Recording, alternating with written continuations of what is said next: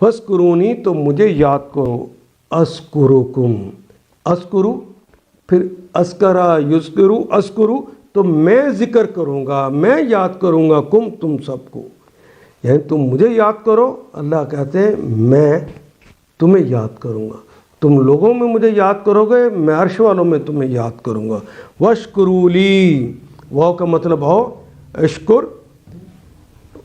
شکر ادا کرنا اردو میں بھی استعمال کرتے ہیں، واو بھی اردو میں استعمال کرتے ہیں، ذکر بھی اردو میں استعمال کرتے ہیں، تو شکر کرو، شکر ادا کرو، لی میرے لیے، تم میرا شکریہ ادا کرو کہ میں نے تمہیں ہدایت کے لیے ایک نبی دیا، اس کی امامت میں تمہیں امامت نصیب کر دی، انہیں خاتم النبیین بنایا، تمہیں خیر الامم بنایا، انہیں خاتم النبیین بنایا، تمہیں خاتم الامم بنا دیا ہے۔